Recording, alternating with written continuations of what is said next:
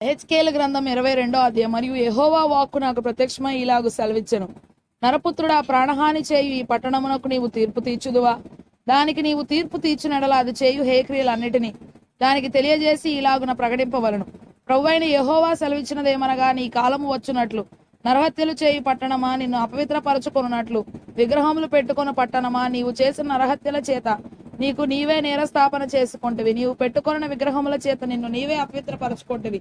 నీకు నీవే శిక్ష తెప్పించుకొంటివి. శిక్షా సంవత్సరములు వచ్చుటకు నీవే కారణమైతివి. కాబట్టి అన్య జనములలో నిందాస్పదముగాను సకల దేశములలో అపహాస్యాస్పదముగాను నిన్ను నియమించుచున్నాను. సమీపస్తులేమి దూరస్తులేమి అందరూ అపకీర్తి పొందిన దానవనియు అల్లరితో నిండిన దానవనియు నిన్ను అపహసింతురు. నీలోని ఇశ్రాయేలీల ప్రధానులందరూ తమ శక్తి కొలది నరహత్య చేయుదురు. నీలో తల్లిదండ్రులు అవమానం పొందుదురు. నీ మధ్యనున్న పరదేశులు దౌర్జన్యం నొందుదురు. నీలో తండ్రిలేని వారును విధవరాండ్రును హింసింపబడుదురు. నాకు ప్రతిష్ఠితములకు వస్తువులను నీవు తృణీకరించుచున్నావు. నా విశ్రాంతి దినములను నీవు అపవిత్రపరచుచున్నావు. కొండెములు చెప్పి నరహత్య చేయువారు నీలో కాపురమున్నారు. పర్వతముల మీద భోజనము చేయువారు నీ మధ్య నివసించుచున్నారు. నీలో కామ వికార చేష్టలు జరుగుచున్నవి. తమ తండ్రి మానాఛాదనము తీయువారు నీలోనున్నారు. అశుచి అయి బహిష్టి అయిన స్త్రీని చెరుపువారు నీలో కాపురమున్నారు. ఒకడు తన పొరుగువాని భార్యను కూడి హేక్రియలు చేయును. మరి ఒకడు కామాతురుడై తన కోడలిని అపవిత్రపరచును. నీలో జనులు తండ్రి కుమార్తెకు తమ సహోదరిని చెరుపుదురు. నన్ను మరచిపోయి నరహత్యకై లంచం పుచ్చుకొని వారు నీలోనున్నారు. అప్పిచ్చి వడ్డీ పుచ్చుకొని నీ పొరుగు వారిని బాధించుచు నీవు బలవంతముగా వారిని దోచుకొనుచున్నావు. ఇదే ప్రభువైన యెహోవా వాక్కు. నీవు పుచ్చుకొనిన అన్యాయ లాభమును నీవు చేసిన నరహత్యలను నేను చూచి నా చేతులు చరచుకొనుచున్నాను. నేను నీకు శిక్ష విధింపబోవు కాలమున ఓచుకొనుటకు చాలినంత ధైర్యము నీ హృదయమునకు కలదా? సహించినంత బలము నీకుండునా? యెహోవానగు నేనే మాట ఇచ్చి ఉన్నాను, దానిని నేను నెరవేర్తును.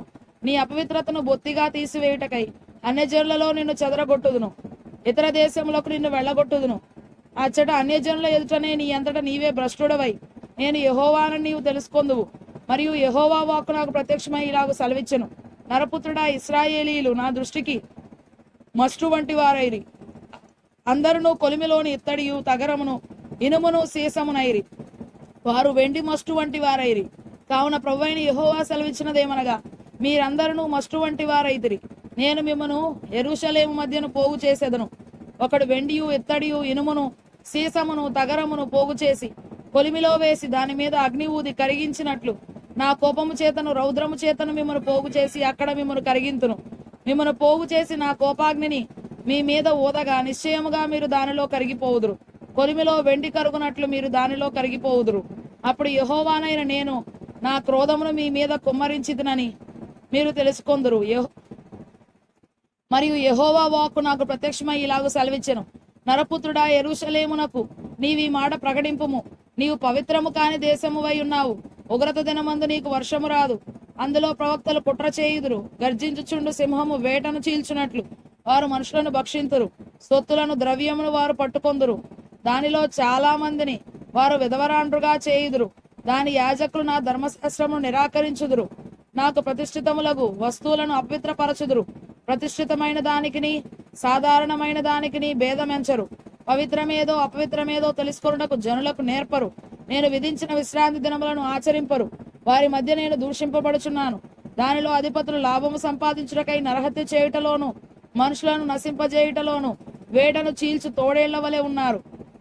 మరియు దాని ప్రవక్తలు వ్యర్థమైన దర్శనములు కనుచు యెహోవా ఏమీ సెలవీయనప్పుడు ప్రభువైన యెహోవా ఇలాగు సెలవిచ్చుచున్నాడని చెప్పుచు వట్టి సోదెగాండ్రై జనులు కట్టిన మంటి గోడకు గచ్చిపూత పూయువారై ఉన్నారు. మరియు సామాన్య జనులు బలాత్కారము చేయుచు దొంగిలించుదురు. వారు దీనులను దరిద్రులను హింసించుదురు. అన్యాయముగా వారు పరదేశులను బాధించుదురు. నేను దేశమును పాడు చేయకుండానట్లు ప్రాకారమును దిట్టపరచుటకును బద్దలైన సందులలో నిలుచుటకును తగిన వాడెవడని నేను ఎంత విచారించినను ఒకడైనను కనబడలేదు. కావున నేను నా క్రోధమును వారి మీద కుమ్మరింతును. వారి ప్రవర్తన ఫలము వారి మీదికి రప్పించి నా ఉగ్రతాగ్ని చేత వారిని దహింతును. ఇదే ప్రభువైన యెహోవా వాక్కు.